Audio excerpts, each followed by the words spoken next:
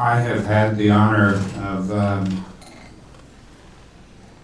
being involved in 7 different states to get initiatives passed, and there has not been a moment that has been more fulfilling than tonight.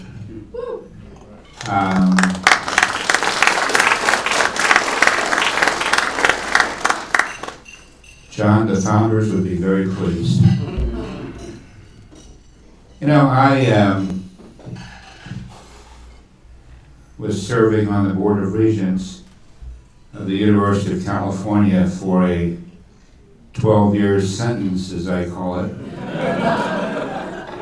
And I learned firsthand about the level of discrimination that occurs against people of Asian descent at the university. They think they're doing it for benevolent reasons. They're trying to create diversity. But when you have a fixed number of positions or seats, whatever you want to call it, and at Berkeley, there are probably 11 or 12 people vying for each seat that's available. You can't achieve that diversity without discriminating. And so what ends up happening is that you discriminate against someone of Chinese descent who has superior academic qualifications in order to benefit someone of partial African or Latino descent with less stellar academic achievement. And it just dawned on me as I was chairman of the Educational Policy Committee that we urge people to excel academically, and then once some groups do, we penalize them.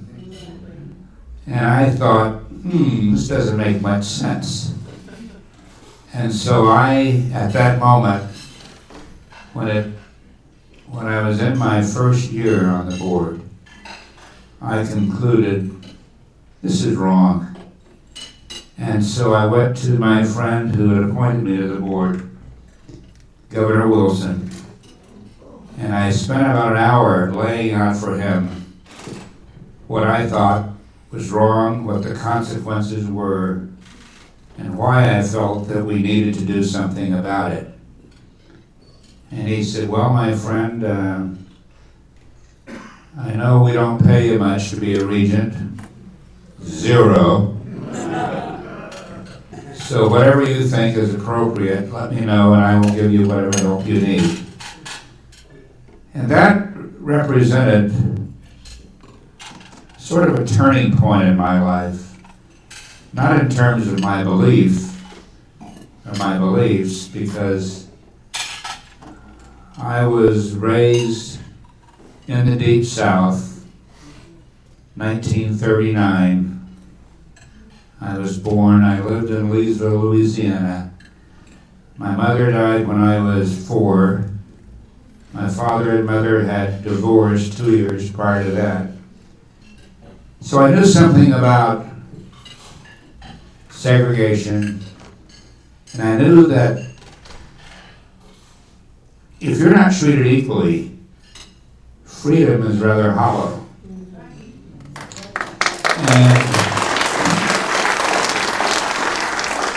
And so I always grew up believing, as Dr. King said, one day this nation will rise up and live out the true meaning of its creed.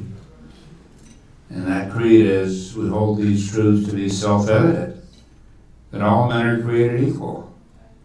Equality is the centerpiece of American life. You go to a sporting event and you see that talent, merit, is what guides people. equality is a central premise of American life. And that is not something we need to teach people. We know in our genes that equality is important. And the thing that always confounded me was the fact that after I began this journey of trying to make sure that every one of our citizens is treated equally, I could never get the support of the people who were being discriminated against the most, people of Chinese descent. Lowell High School discrimination, one of the most elite K through 12 institutions in California. Berkeley, rampant discrimination against people of Asian descent, particularly Chinese. And so when I started taking this fight on, I had people of Mexican descent calling me names. I had black people calling me names. And my best ally on the board was David Lee, a very successful American of Chinese descent. And he and I would meet often, and I told him what I had uncovered. And I said, why the hell can't I get any support from the Chinese community? He said, it's not our culture.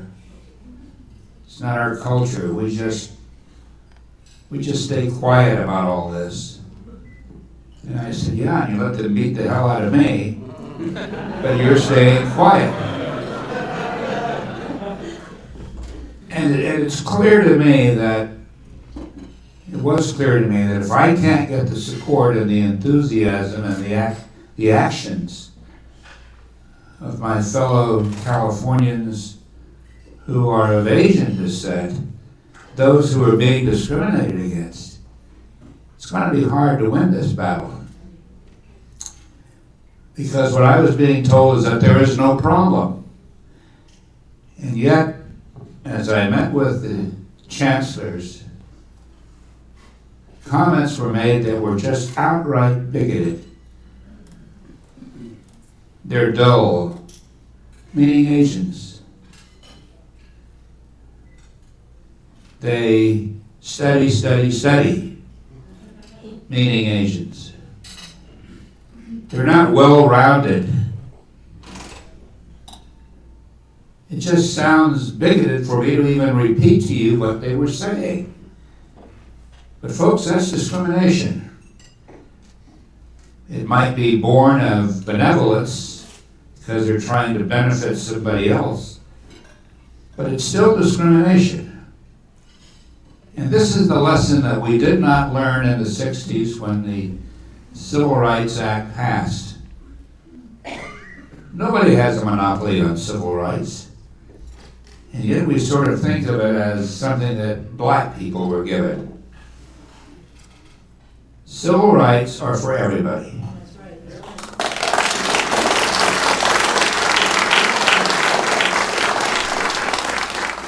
And they're individual rights.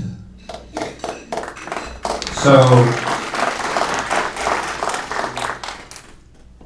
witnessing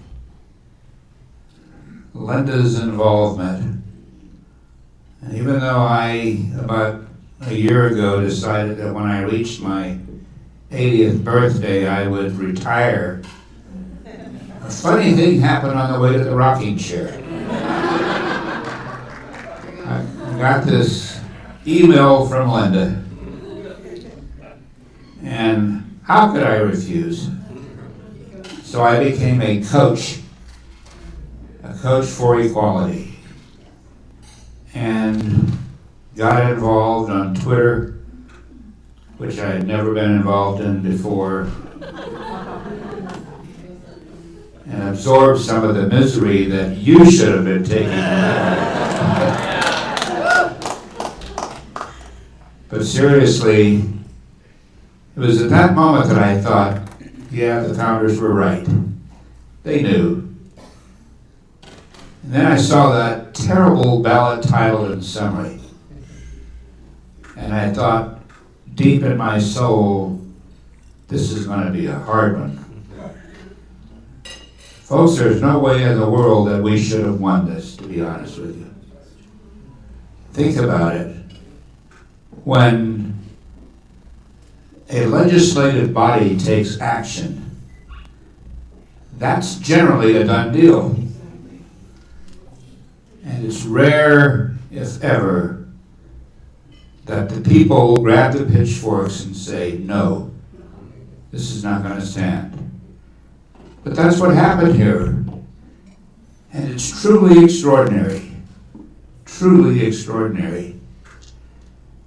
In this state that is regarded as a deep blue state, emerging from the loins of this state are people like John Carlson and Linda and Brett and Skip and all of the others who say, we'll do our part.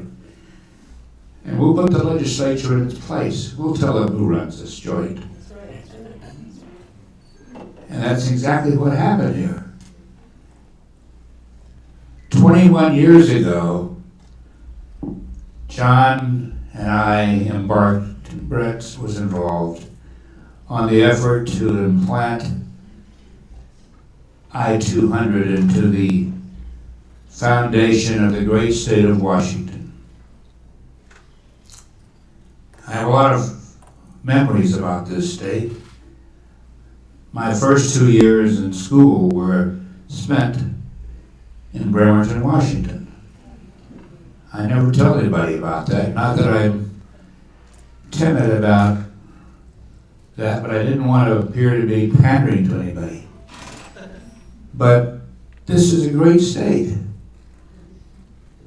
And it deserves better in many respects, politically, than it's getting, to be candid with you.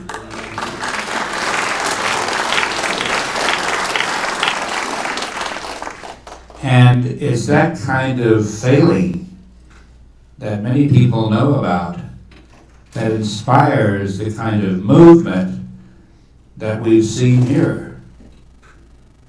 So I just want to thank all of you for keeping up the fight. We're supposed to be a country who govern ourselves. You're now seeing it. And I can think of no other state where this has happened or will happen. And I tell you that those who do not believe in the principle of equality, but in equity, whatever that means, they will be back. At 80, I'm not expecting to be around for that. But I've left a Twitter trail of little tweets or whatever you call them. But we need to plan for it. You need to plan for their return. They're not going away.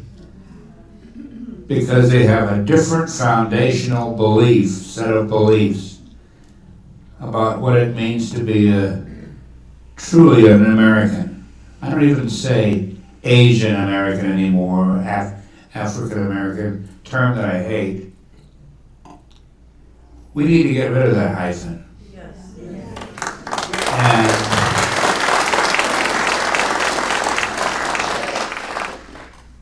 we're all American of some different variety, some different descent. But we have a task left to do, and that's to make sure when they come back that you win by an even greater margin. The belief that this was just a 1-point win is really not accurate. You won 35 by my count. You say 36, I'll take your count.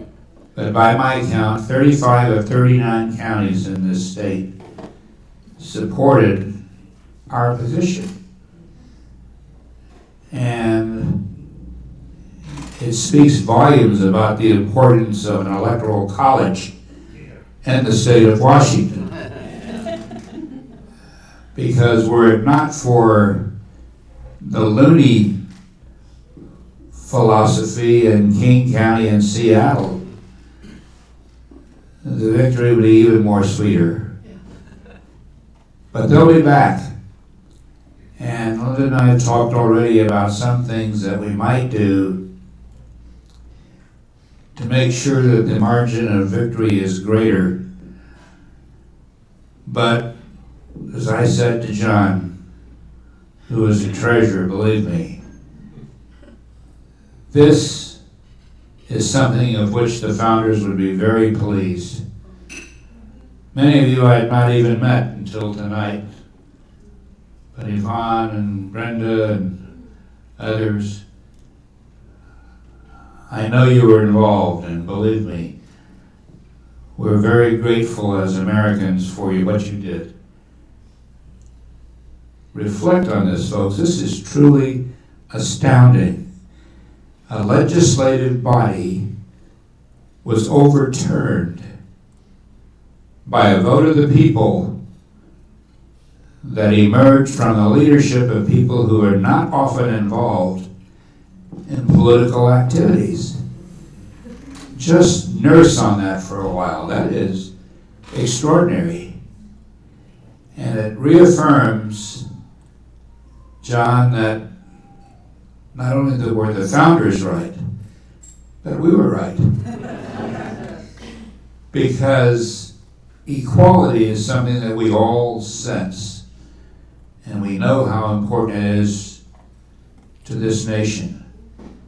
And I have no doubt that Washington State would not be a state of high technology that it really is if people didn't have a belief that they would have an equal opportunity to pursue happiness as they see it.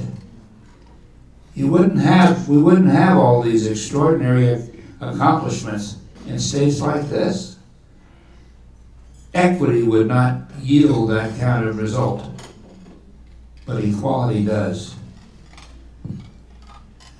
And I'm just thrilled to be among you. I'm just thrilled to parachute in and bask in the glow of what everyone in this room has done. It's our finest hour as fellow countrymen. Thank you very much.